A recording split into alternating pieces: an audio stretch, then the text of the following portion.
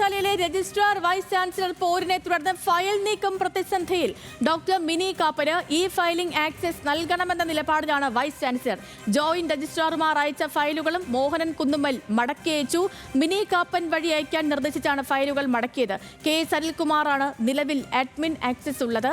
Mini കാപ്പന് admin access നൽകാൻ കഴിയാത്തതും ഫയൽ നീക്കം പ്രതിസന്ധിയിലാക്കിയിരിക്കുന്നു. ഹാൻസ് ജോൺ ഉണ്ട്. Hans, good morning.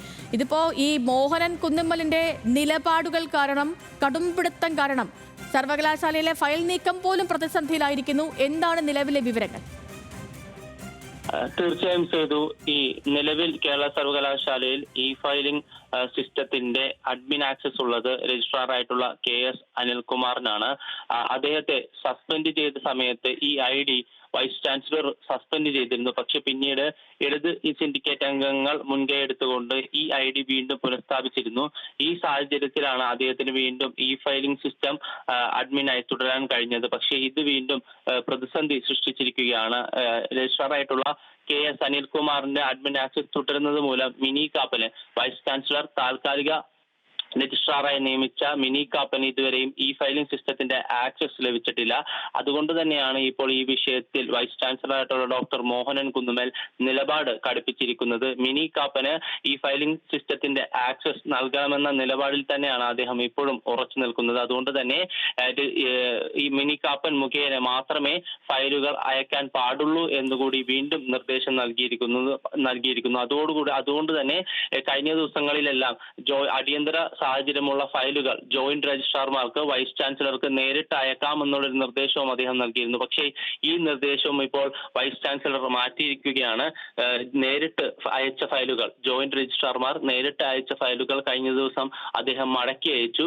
ഈ ഫയലുകൾ മിനി കാപ്പൻ ഇപ്പോൾ ഈ ഫയൽ നീക്ക പ്രതിസന്ധിക്കും അപ്പുറം ഇന്നും ഇപ്പോൾ സർവകലാശാല കലാപഭൂമിയാകാനുള്ള ഒരു സാധ്യത കൂടി നിലനിൽക്കുന്നില്ലേ ഈ മോഹനൻ കുന്നുമ്മൽ എത്തുകയാണെങ്കിൽ? തീർച്ചയായും ചെയ്തു. സർവകലാശാലയിൽ കഴിഞ്ഞ ദിവസങ്ങളിലെല്ലാം തന്നെ SFIയുടെ പ്രതിഷേധമുണ്ടായിരുന്നു.